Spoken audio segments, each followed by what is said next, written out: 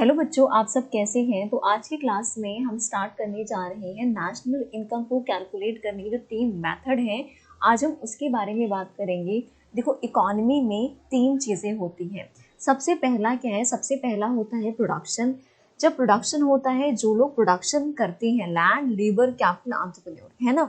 फिर जो लोग प्रोडक्शन करते हैं उन्हें क्या दिया जाएगा, इनकम, है ना, जिन लोगों ने काम किया। अब जो फर्म है उन्हें क्या देगी, इनकम देगी। तो प्रोडक्शन होता है, उसके बाद इनकम जनरेट होती है, और जैसे ही हमारे पास इनकम आती है हम लोग क्या करते हैं, एक्सपेंडिचर करते हैं। जैसे इकोनॉमी में 3 प्रोसेस कॉन्टिन्यूसली चलते रहते हैं, उसी प्रकार नेशनल इनकम को कैलकुलेट करने के लिए हमारे पास 3 मेथड हैं। पहला क्या है, वैल्यू एडेड मेथड, जिसका प्रोडक्शन मेथड भी बोल सकते हो। दूसरा हमारे पास है इनकम मेथड, तीसरा है एक्सपेंडिचर मेथड। ओके, तो सबसे पहले आज हम करने वाले हैं value added method. Okay, value added का फॉर्मूला क्या होता है, वैल्यू ऑफ आउटपुट, जितना आपने प्रोडक्शन किया उसमें से हम माइनस कर देते हैं उस प्रोडक्शन करने में जो खर्चा आया है। क्या, प्रोडक्शन करने में जो खर्चा आया है उसको हम माइनस कर देते हैं। आखिर हम कौन कौन से खर्चे को माइनस करते हैं? देखो, ऐसे सारे खर्चे जिसे आपने रॉ मटेरियल है, इलेक्ट्रिसिटी है, जो आपने यूज़ किया ख़त्म हो गई, वो सारे के सारे खर्चे इंटरमीडिएट कंजम्पशन में आ जाते हैं।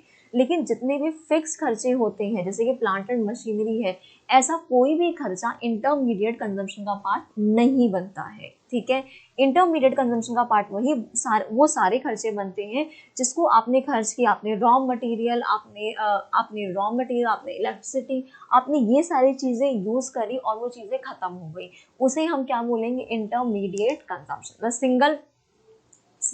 सिंगल टाइम जो प्रोड्यूसर यूज़ करता है ना।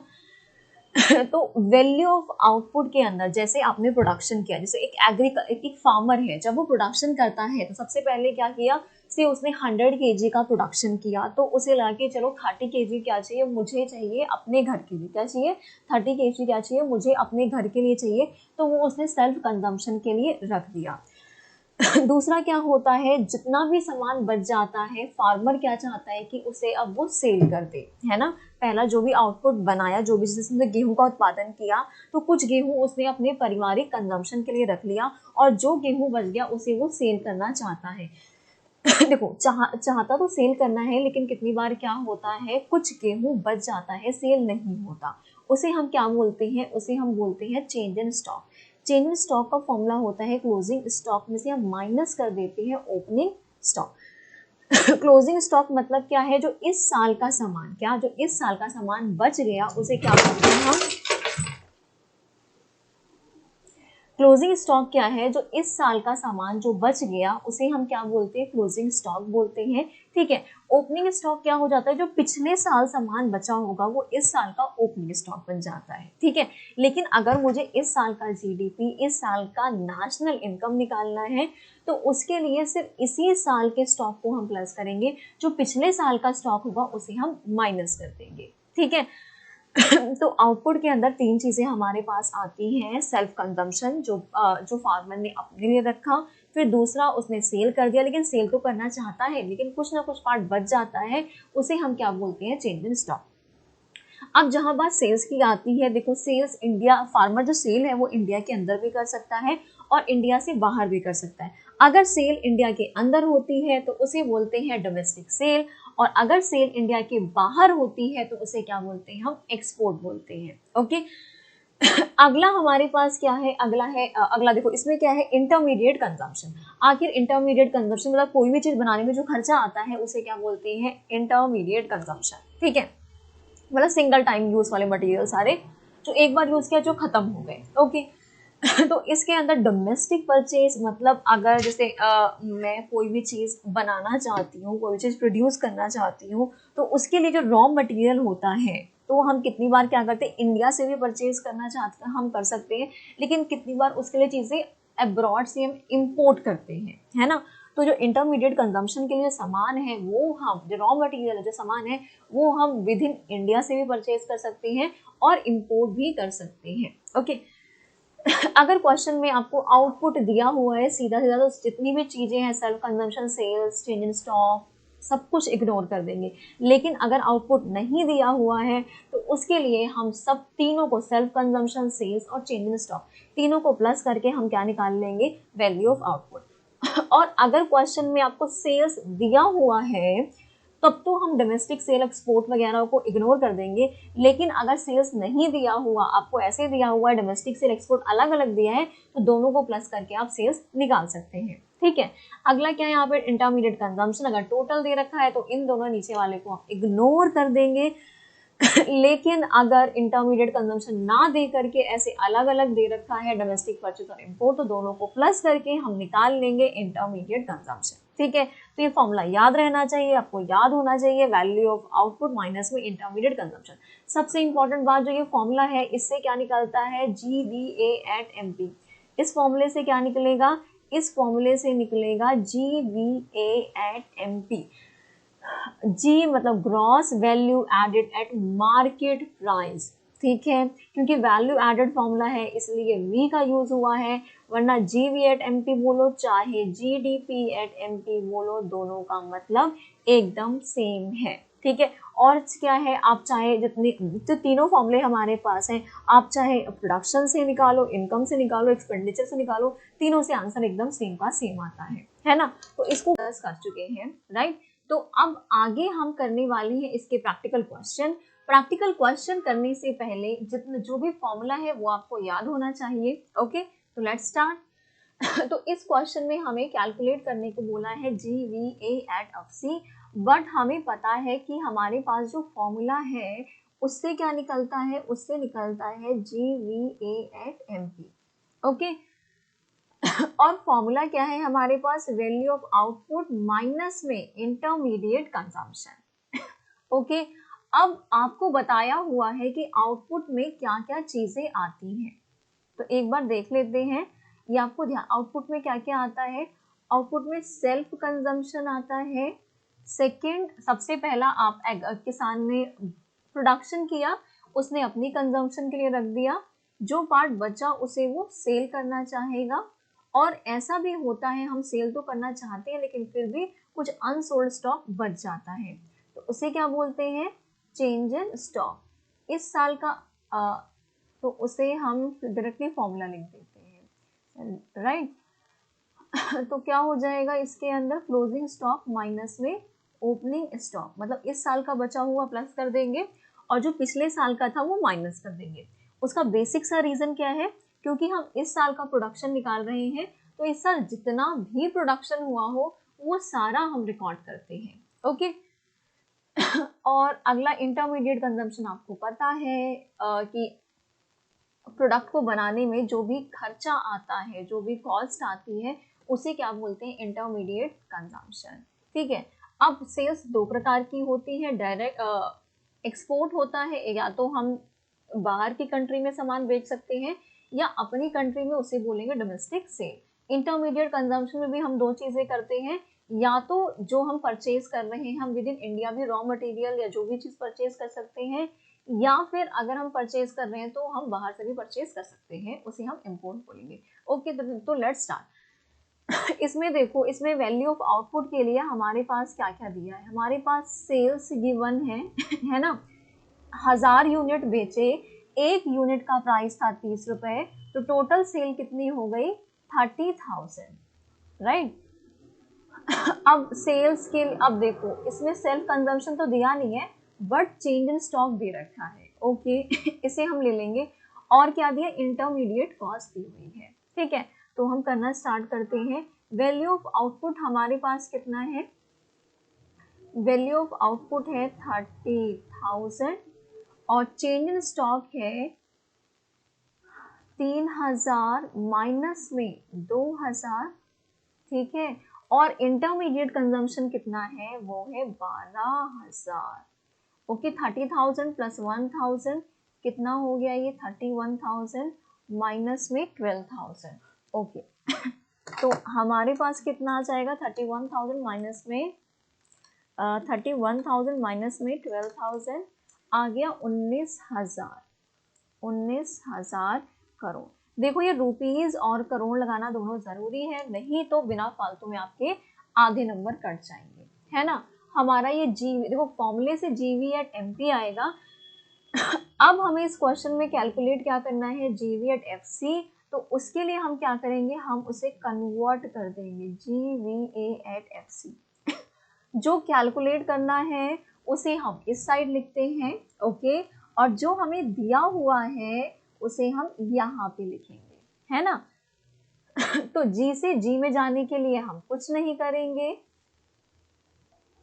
ओके, जी से जी में जाने के लिए कुछ नहीं करेंगे। एमपी से एफसी में हम क्या करेंगे, एमपी से एफसी में जाने के लिए तो मार्केट प्राइस में टैक्स होता है, फैक्टर कॉस्ट में जाना है, फैक्टर कॉस्ट में टैक्स नहीं होता तो ये छोटा होता है, तो छोटे में जाने के लिए माइनस करेंगे, और क्या माइनस कर देंगे, नेट इनडायरेक्ट टैक्स। ओके, तो हम एक बार देखो ये तो हमारे पास 19,000 है। एनआईटी में सिर्फ हमें क्या दिया है, गुड्स एंड सर्विसेज टैक्स दिया है, और हमें सब्सिडीज नहीं दिया, तो डायरेक्टली हम ये लिख देते हैं, and we got the answer ₹13,000 crore. Okay, तो हियर इज द आंसर। तो इसे हम इरेज कर देते हैं ताकि क्वेश्चन और कोई डाउट हो तो आप पूछ सकते हैं, ओके। अब अगला क्वेश्चन हमारे पास क्या है, हमें कैलकुलेट करना है NVA एट FC। हमें क्या कैलकुलेट करना है, NVA एट FC कैलकुलेट करना है। एज वी नो, जो फॉर्मूला हमारे पास है उससे हम क्या निकाल सकते हैं, GVA एट MP। ओके, तो GVA एट MP का फॉर्मूला क्या होता है, वैल्यू ऑफ आउटपुट माइनस में इंटरमीडिएट कंजम्पशन, ठीक है। अब आउटपुट के अंदर क्या क्या आ जाएगा, आउटपुट के अंदर देखते हैं। ये देखो सेल्स है, सेल्स आ जाएगी आउटपुट में, ओके, क्या क्या आ जाएगा, सेल्स आ जाएगा, और अनसोल्ड स्टॉक, जो अनसोल्ड स्टॉक है वो आ जाएगा, ओके। सेल्फ कंजम्पशन तो दिया नहीं हमारे पास, तो आउटपुट में क्या आ जाएगा, 20 प्लस में 2। अब इंटरमीडिएट कंजम्पशन वो कंजम्पशन होती है, सिंगल यूज प्रोड्यूसर गुड ही होती है ना, प्रोड्यूसर जिन गुड्स को एक बार यूज करे और वो खत्म हो जाए उसे हम क्या बोलते हैं, इंटरमीडिएट कंजम्पशन। तो ये आ गया 5, ओके। तो आप लोग बोलेंगे भाई ड्यूरेबल, यहाँ पे क्या है, durable producer goods. Durable producer goods क्या होते हैं, ड्यूरेबल प्रोड्यूसर गुड्स वो होते हैं जिसका इस्तेमाल हम बार बार करते हैं, ओके। तो ये इंटरमीडिएट कंजम्पशन में नहीं आएगा, जैसे कि प्लांट एंड मशीनरी है, ये इंटरमीडिएट कंजम्पशन का पार्ट नहीं बनेगा। इंटरमीडिएट कंजम्पशन का पार्ट वही बनता है जिसका हम एक बार यूज करें और वो खत्म हो जाए। अगर कभी भी आपको durable goods plant and machinery दिया है तो हाँ, उसकी हेल्प से हम क्या कर सकते हैं, हम डेप्रिसिएशन कैलकुलेट कर सकते हैं। डेप्रिसिएशन कैलकुलेट करने का फॉर्मूला क्या होता है, कॉस्ट माइनस में स्क्रैप वैल्यू अपॉन में लाइफ ऑफ एसेट, ठीक है। तो कॉस्ट कितनी है 10, स्क्रैप वैल्यू आपको दिया नहीं है, और आपने जो ये एसेट है ये कितने साल यूज कर सकते हैं, 10 साल, ठीक है। तो आपके पास कितना आ गया डेप्रिसिएशन, 1 करोड़। अगर जरूरत पड़ेगी तो इसका इस्तेमाल हम करेंगे, ओके। तो हमारे पास आ गया 22 माइनस में 5 दैट इज 17 करोड़। अब हमें क्या निकालना है, हमें निकालना है NVA एट FC, और हमें गिवन है, हमें गिवन क्या है, GVA at MP, okay. G से N में जाने के लिए क्या, ग्रॉस से नेट में जाना है। कभी भी नेट में जाना हो, छोटे में जाना हो, तो हम क्या करते हैं, माइनस, माइनस क्या करेंगे, माइनस करेंगे डेप्रिसिएशन, माइनस क्या करेंगे, डेप्रिसिएशन। MP से FC में जाना है, फैक्टर कॉस्ट में टैक्स इंक्लूड नहीं होता तो हम क्या कर देंगे, नेट इनडायरेक्ट टैक्स हम माइनस कर देंगे, ओके। तो GVA एट MP हमारे पास 17 है, डेप्रिसिएशन हमारे पास हमने कैलकुलेट किया था 1, और नेट इनडायरेक्ट टैक्स निकालने के लिए सिर्फ जीएसटी दे रखा है, सब्सिडीज नहीं दे रखी, तो हम सब्सिडीज को 0 ले लेंगे। ऐसा करने से हमारे पास NIT आ जाएगा 1, तो हमारा कितना आंसर हो गया रुपीज, हमारा आंसर कितना हो गया rupees 15 crore is NVA at FC। Okay, तो हम आगे करते हैं। अब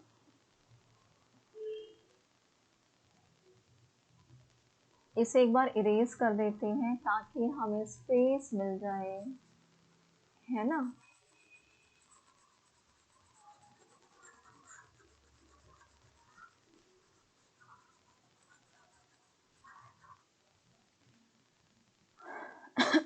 अगला हमें क्या कैलकुलेट करना है, अगला हमें कैलकुलेट करना है चेंज इन स्टॉक। ओके, तो अभी तक हमने जो भी क्वेश्चन किए उसके अंदर या तो हमें GV at MP या NV at FC ऐसे निकालने को बोला था, ठीक है। अब हमें क्या निकालने को बोला है, चेंज इन स्टॉक, ठीक है। तो यहाँ पे क्या है, यहाँ पे हमें क्या दिया हुआ है, NVA at FC दिया है, और हमें क्या क्या दिया हुआ है, ओके, सेल्स है, सब्सिडीज है, चेंज इन स्टॉक है।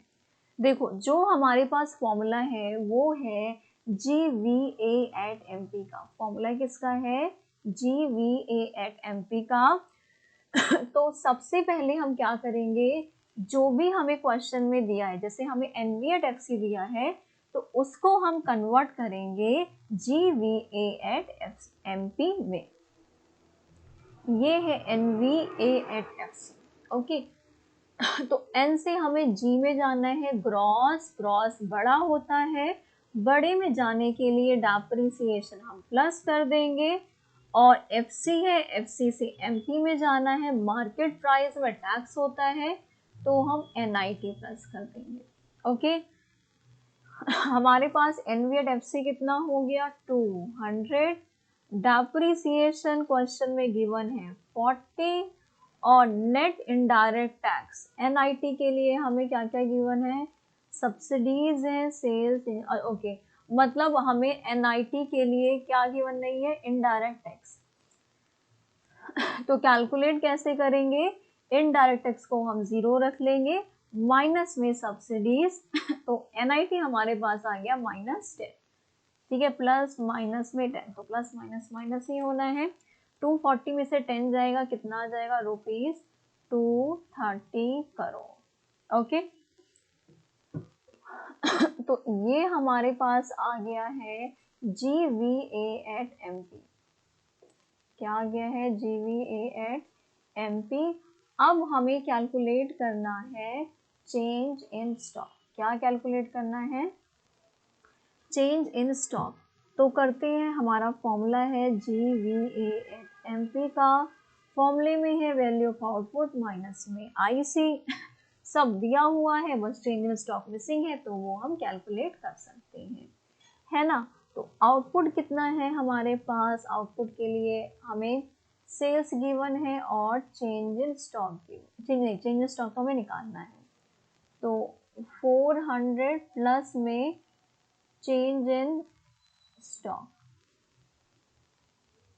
ठीक है, माइनस में क्या है, माइनस में IC, IC के लिए क्या गिवन है, इंटरमीडिएट कंजम्पशन दैट इज 100, क्या है 100।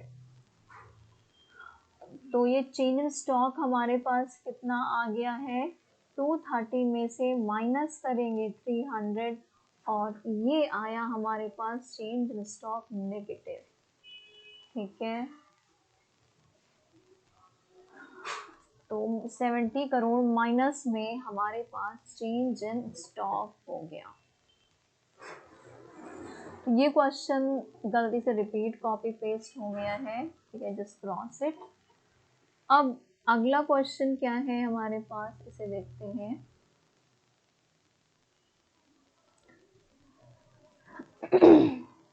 अब क्या है, from A buys from X input worth ₹500 crore, ठीक है।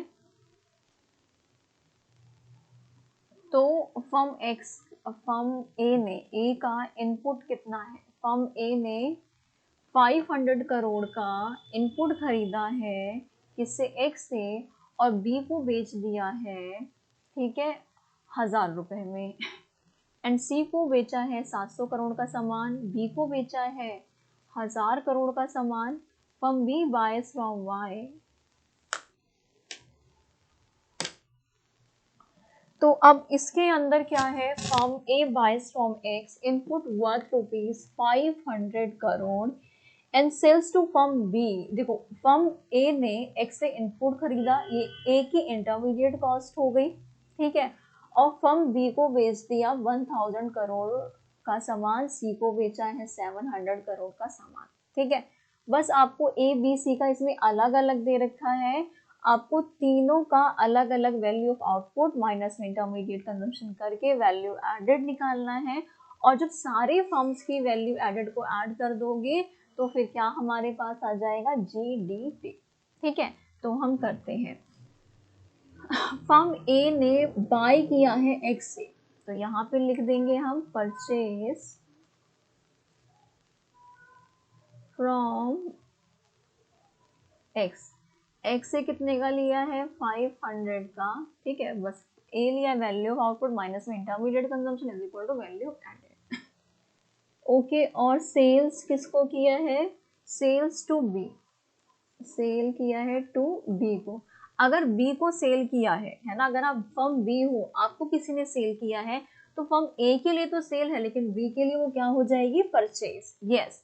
तो आपको हर क्वेश्चन में इसी चीज का ध्यान देना है, ओके। तो सेल्स टू बी कितना हो गया, 1000, और सी, फर्म सी को sales to C, sales to C, C को कितना सामान बेचा, 700 करोड़। तो यहाँ पे वैल्यू एडेड कितना आ गया, 1700 माइनस में 500, आपके पास आ गया 1300 करोड़, ठीक है।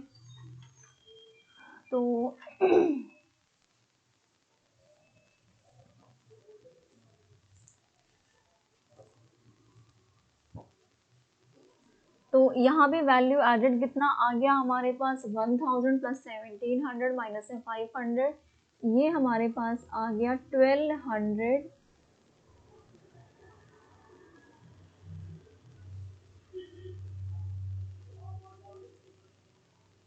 तो वैल्यू एडेड हमारे पास कितना आ जाएगा, वैल्यू ऑफ आउटपुट माइनस में इंटरमीडिएट कंजम्पशन, दैट इज 1200, ठीक है।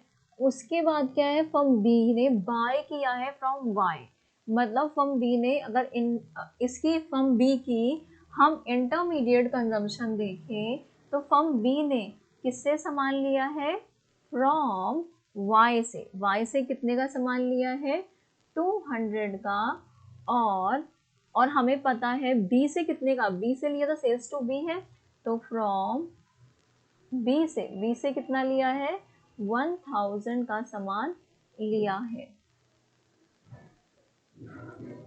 एंड सेल्स टू सी, और सी को कितने में बेचता है, सेल्स टू सी, सी को कितने में बेच रहा है सामान,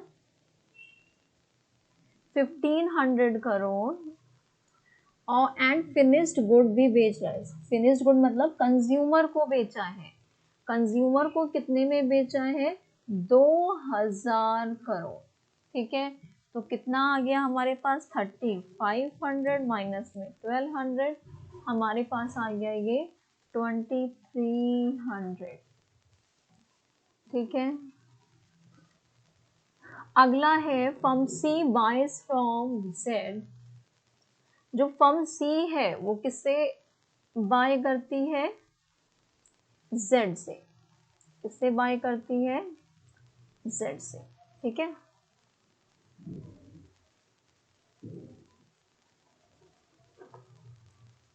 परचेज फ्रॉम जेड, जेड से कितने का सामान लेती है, 150 का। अब देखो ए ने भी सी को बेचा है 700, तो purchase from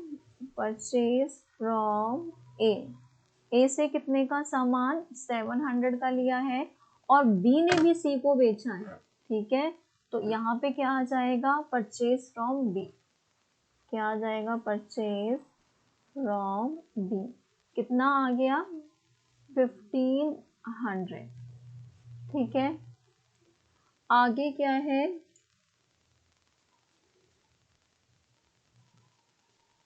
and sale finished good, finished good कितने में बेच रहे हैं, sales to household, household कितने की सेल कर रहे हैं 4150, ओके।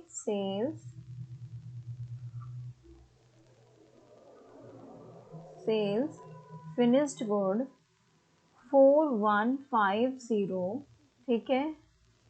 तो कितना आ गया ये 4150 में से हम माइनस करेंगे 150, माइनस में 700, माइनस में 1500, हमारे पास ये आ गया 1800। तो फर्म ए ने वैल्यू ऐड किया है, फर्म बी ने वैल्यू ऐड किया है, फर्म सी ने वैल्यू ऐड किया है, तीनों की वैल्यू एडेड को हम प्लस करने से हमारे पास क्या आता है जीवी अटेम्प्ट। देखो इतना करने के बाद जीवी अटेम्प्ट निकालना मत भूल जाना, ठीक है। अक्सर बच्चे ये करते हैं, लेकिन वो बच्चे आप नहीं बनोगे। 2300 प्लस 1800, ये हमारे पास हो गया 5300 करोड़, ओके। तो ऐसे भी क्वेश्चन आते हैं, आपको इन क्वेश्चंस की भी और ज़्यादा प्रैक्टिस करो, ठीक है। बस इस क्वेश्चन में आपको दे रखा है ये जो एक फर्म के लिए सेल है वो दूसरे फर्म के लिए क्या हो जाएगी परचेज, ठीक है। अगर ये बात आपने ध्यान रखी तो ऐसे क्वेश्चन आसानी से हो जाएंगे। तो आज के लिए इतना बहुत है, ओके, टाटा बाय बाय।